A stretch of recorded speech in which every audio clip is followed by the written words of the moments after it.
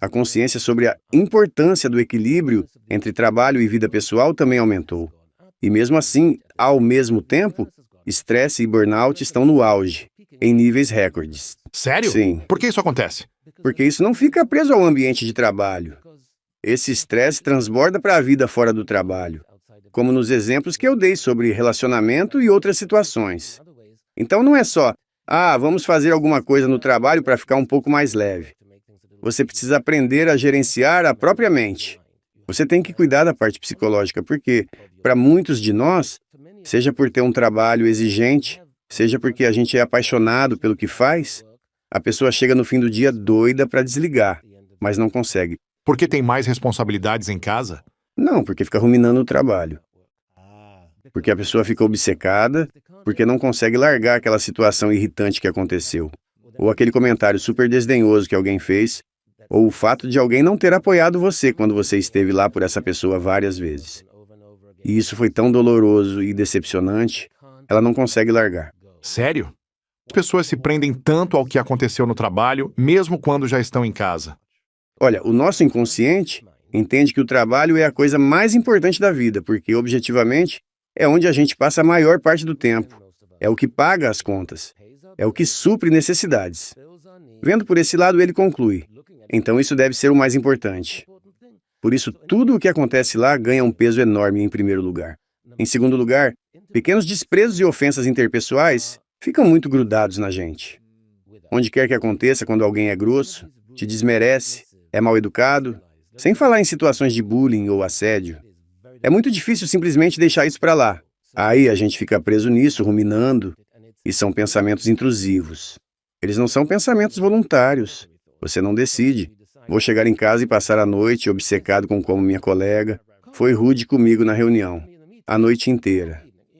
Não é algo que a gente escolhe fazer, é algo que acontece com a gente. E aí você está ali, mas meio ausente, tentando estar presente, só que a mente fica sendo puxada de volta para esse bombardeio de pensamentos intrusivos. E a gente não tem a ferramenta, não sabe como desligar isso.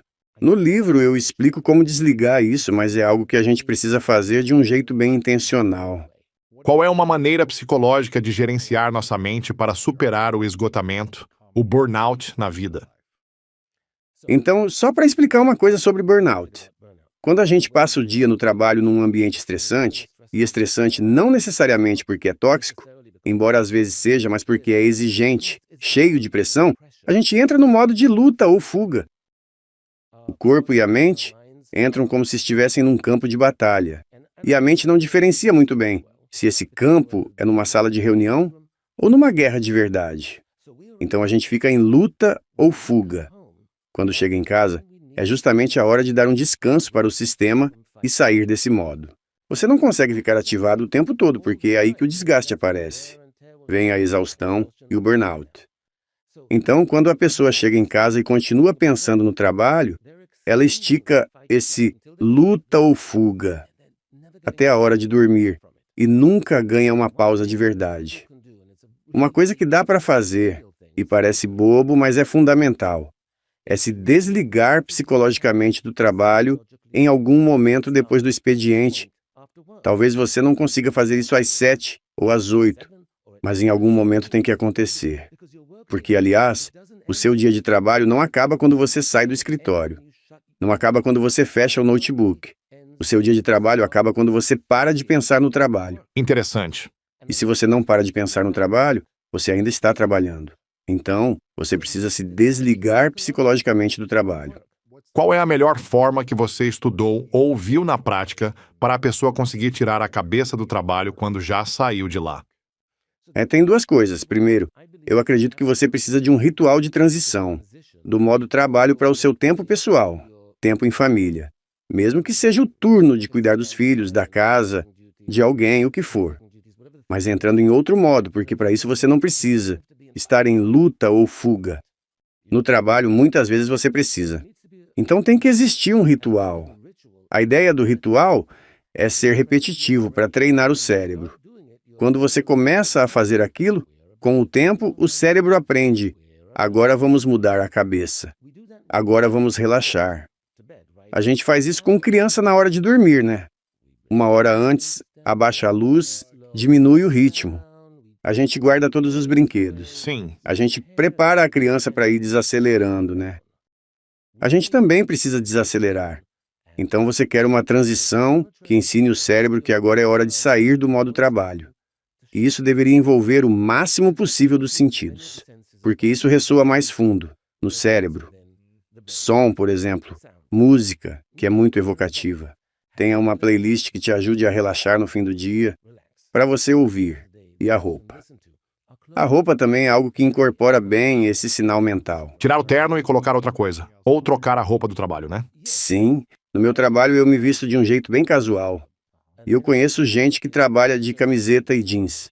Mas ainda assim, tenha a camiseta e o jeans do trabalho, e outra camiseta e outro jeans de casa, porque a sua mente aprende a associar.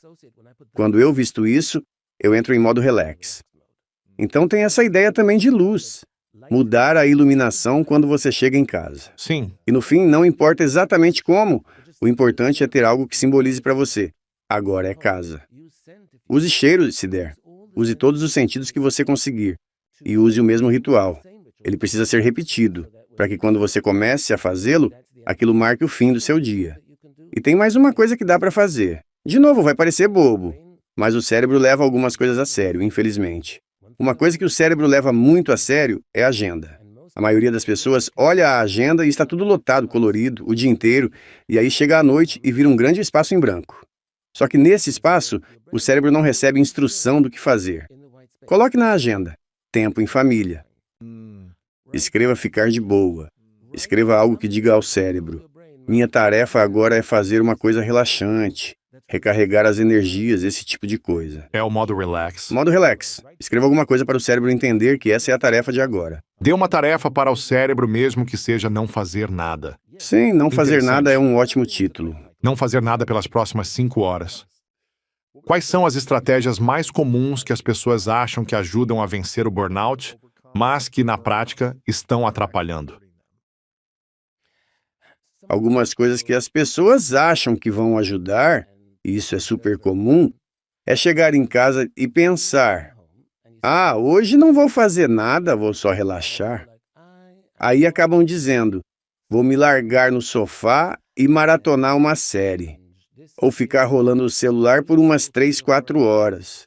Eu estou esgotado, então só vou relaxar. Só que tem um ponto aí. No dia seguinte você vai acordar cansado. Não importa o quanto relaxou. Sério? Sim, porque relaxamento é só 50% da história. O nosso cérebro confunde cansaço físico com cansaço mental. Ele não distingue bem, então você está mentalmente cansado. Algumas pessoas têm trabalhos que exigem muito do corpo, mas a maioria não. A maioria fica sentada o dia todo olhando para uma tela. Então, quando você chega em casa, você não está esgotado fisicamente. Sim. Está drenado mentalmente. Aí relaxar não vai te cansar mais, mas também não vai te recarregar. Isso não enche a bateria. O que enche a bateria é fazer algo ativo que para você seja recarregador. Tenho certeza que só usando você como exemplo, sabe quando você chega no fim do dia e não conseguiu treinar? Você é atlético, você é um atleta. Se você vai para um treino de handball ou faz alguma atividade, pode pensar: isso é a última coisa que eu queria fazer agora. Mas se você se força a ir quando voltar, você vai se sentir com mais energia do que antes de sair, mesmo tendo gastado energia. Se a pessoa é criativa, se pinta, por exemplo, levantar e pintar por meia hora, ou fazer qualquer coisa criativa. Se é alguém que gosta de organizar algo. Se é extrovertida, sair para socializar e se obrigar a ir, mesmo se sentindo drenada. Sério? Essa pessoa volta mais energizada e ainda dorme melhor, porque relaxar é 50%, recarregar é os outros 50%. E o maior erro que a gente comete com o burnout é: bom, estou cansado, então vou só relaxar. Sim. E o outro problema disso é que o cérebro pensa: você acabou de passar o dia inteiro olhando para uma tela. E vai continuar por mais algumas horas. E aí, desculpa, qual é a diferença? Onde está a mudança? Como isso evita alguma coisa? Se no fundo é a mesma dinâmica, mesmo que seja outro conteúdo. A ideia é fazer algo que recarregue, e isso varia muito de pessoa para pessoa. Não dá pra só se jogar no sofá, ficar largado e assistir. Dá para fazer os dois. Um pouco. Mas se for só isso, Certo. aí não, aí você vai continuar cansado. Você fala, em um dos seus livros anteriores, sobre primeiros socorros emocionais, que eu adorei. Você também fala sobre como curar um coração partido. Tem alguma ferramenta emocional nova que você aprendeu nos últimos anos e que tem ajudado muito as pessoas com quem você trabalha? Sim, uma delas tem a ver com essa questão da ruminação. Eu falei disso no meu livro Primeiros Socorros Emocionais, mas desenvolvi melhor essas ideias com o tempo. E o quanto ruminar faz mal para a mente? É ruim para o corpo, tanto quanto para a mente, porque quando você rumina, você se enche de cortisol. Você literalmente se coloca em estado de estresse. Quando você está em casa e começa a pensar no quanto seu chefe foi irritante, no que ele fez, no que ele falou, você sente no corpo. Você faz uma cara de af, dá aquela sensação de nossa. Aquele estresse aparece onde costuma aparecer em você, no ombro, no estômago, onde for a sua manifestação típica. Você sente na hora, e com isso você literalmente se coloca em luta ou fuga, você entra em estresse. E ruminação, por definição, é uma autorreflexão improdutiva. Ou seja, você não está tentando resolver. Você só fica pensando, que raiva quando ele falou isso. E aí a gente entra naquela de ter uma conversa imaginária com o chefe, que nunca vai acontecer. Em que a gente dá uma bela bronca, tem aquele momento lacrou.